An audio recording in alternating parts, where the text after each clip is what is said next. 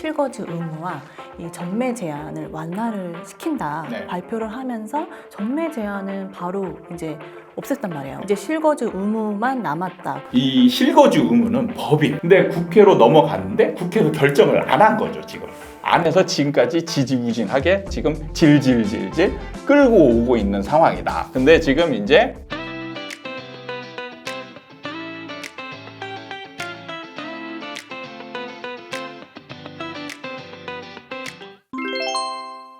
반갑습니다.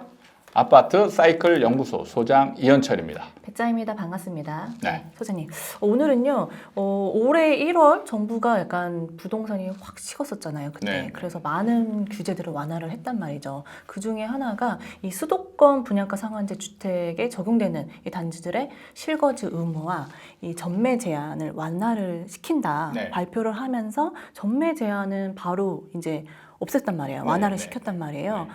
그러면서 이제 규제를 정말 풀어주는구나. 네. 이제 실거주 의무만 남았다. 그래서 빠른 시일 내에 이것도 풀어줄 거라 많은 사람들이 또 기대를 했었는데 네. 지금 11월이죠. 네. 아직까지 이게 폐지가 되지 않고 이어지고 있어요. 네. 그래서 이게 사람들이 많은 의견이 있다 보니까 이르면 이번 달 안에 네. 이게 다 이제 결정이 될 것이다.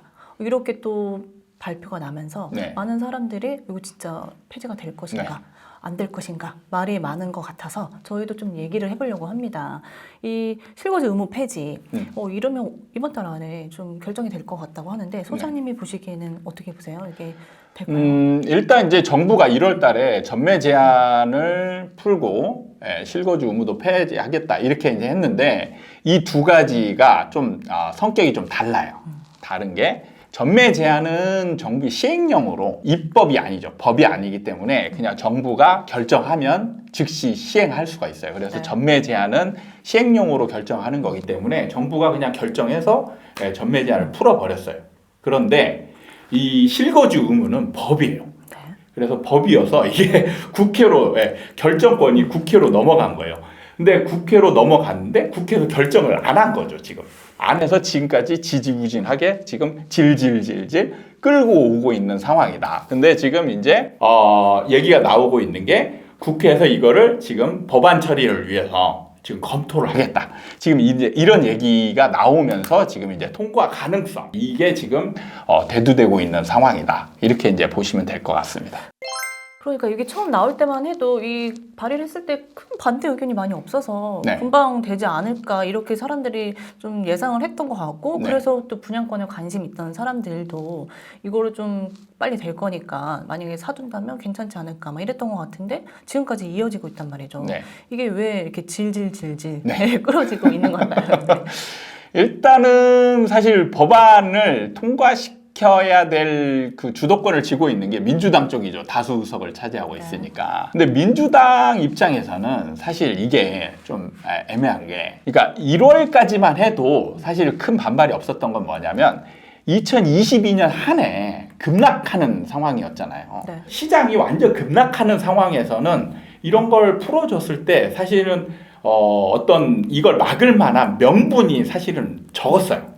명분이 별로 없었어요. 왜냐하면 시장이 워낙 급락을 하고 있었기 때문에. 그래서 이런 명분이 적었는데 지금은 상황이 다른 거예요. 그러니까 지금까지는 1월부터 상승 분위기잖아요. 네. 그러니까 지금 상승 분위기인데 상승 분위기에 이 실거주 의무를 폐지해버리면 다시 부르지르는 게 아니냐. 그러니까 민주당 입장에서는 명분이 생긴 거예요. 명분이. 네. 왜냐하면 이 법을 만든 게 이제 민주당 쪽이니까. 네. 그동안에 시장을 잡겠다. 그거 때문에 이제 실거주 의무를 넣은 건데 실거주 의무를 폐지하면 이제 이런 게 없어지잖아요. 제가 볼 때는 민주당이 적극적으로 이 법안을 통과시킬 가능성이 많냐?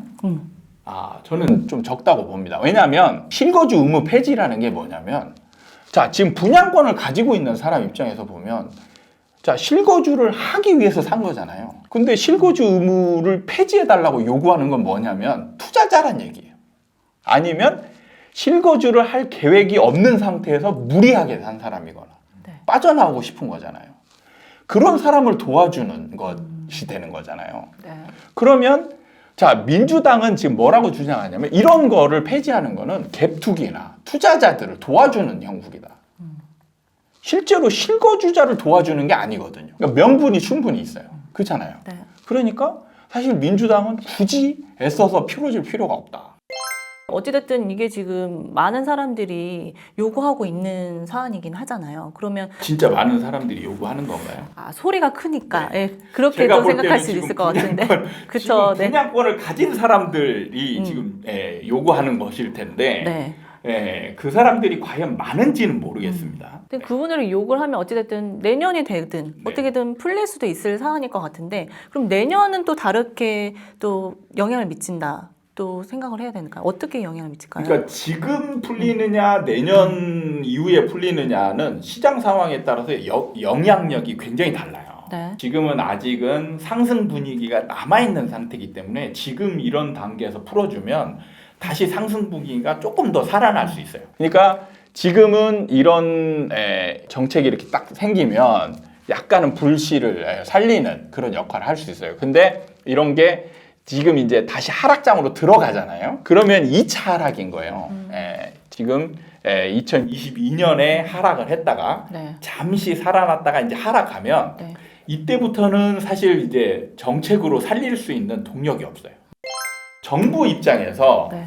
사실 시장을 안정화시키는 입장에서 이 역할을 본다라면 급속하게 하락을 막아주는 역할도 어느 정도 한단 말이에요. 그랬을 때 하락장으로 완전히 돌입하면 이런 거를 하나둘씩 풀면서 시장을 조금씩 안정화시키는 역할을 할 수 있기 때문에 그런 부분에 있어서 풀어줘도 무방하다.